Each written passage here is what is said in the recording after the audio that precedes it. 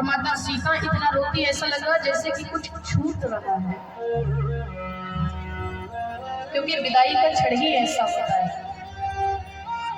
विदाई का फल ही ऐसा होता है। बेटी जब तक के घर में रहती है ना, माँ को देखना नहीं पड़ता कि हम कौन सी साड़ी कहाँ पहन करके जाएंगे। बेटी चुन करके देगी, मम्मी ये वाली पहन करके जाओ, मम्मी ये तुम साड़ी पहन करके जाओ, ये वाली बिंदी लगाओ। मैया जब मेकअप करने बैठेंगी तो बेटी यहाँ तक भी बताती, मैया ये वाली बिंदी लगाओ, ज्यादा अच्छी लगेगी।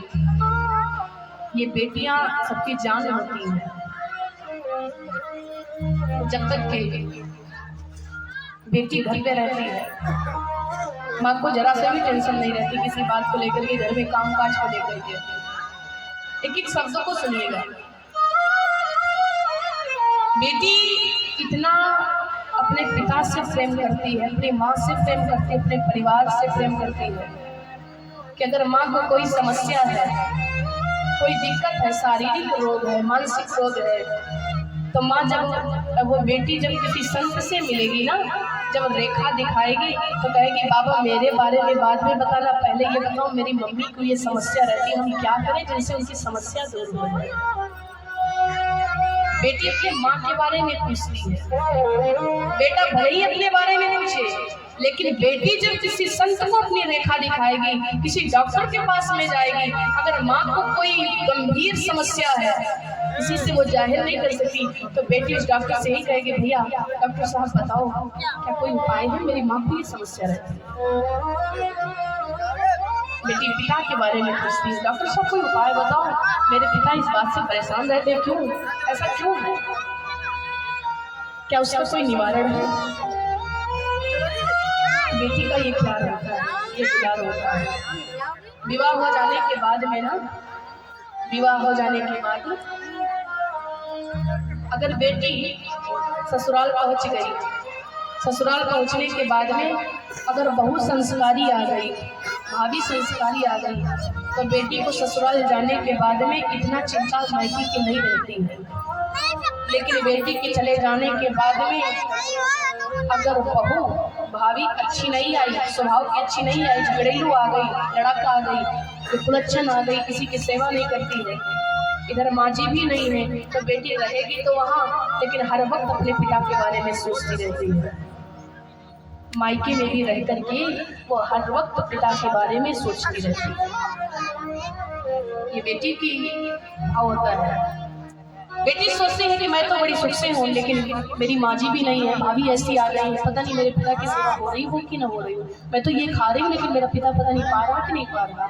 और बेटी जब अपने मायके से, अपने ससुराल से अपने मायके आती है, माँ जी नहीं है, केवल बूढ़े पिताजी हैं, भाई है, बहू है, तो बेटी अपने भाई से अकेले में कहती भैया जो कुछ कहना होगा तो मुझे कह लेना,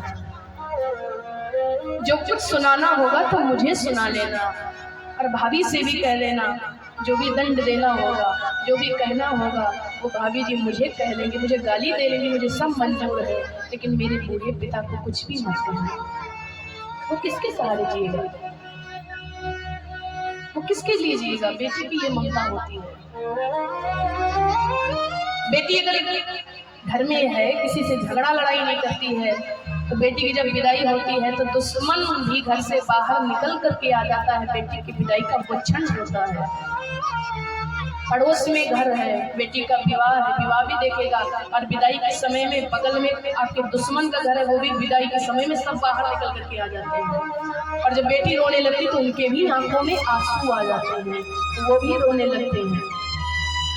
ये बेटी के विदाई का क्षण होता है। अगर अच्छी है तो लोग कहते बड़ी अच्छी थी बिटिया हमारी, कभी झगड़ती नहीं थी, कभी किसी से लड़ाई झगड़ा नहीं करती थी, जो काम कह देते थे तुरंत कर देती थी। ऐसी कोई कन्याएं, कई कन्याएं होती हैं जो पूरे गांव वालों को प्यारी रहती, पिता माँ की तो छोड़ो बल्कि पूरे गांव वालों को प्यारी रहती है। अगर उस बेटी को जरा से कष्ट होता, गांव वाले रहते बोलने लगते बड़ी अच्छी, भगवान ठीक कर दे बिटिया को जल्दी। ऐसा स्वभाव कोई कोई बेटी का होता है। और जगत जननी जगदम्बा का स्वभाव कैसा है जो वर्णन नहीं किया जा सकता। बेटी की शादी में जो मंडप खिलखिला करके ऐसा लग रहा हंस रहा है, विदाई के बाद में वही मंडप काटने को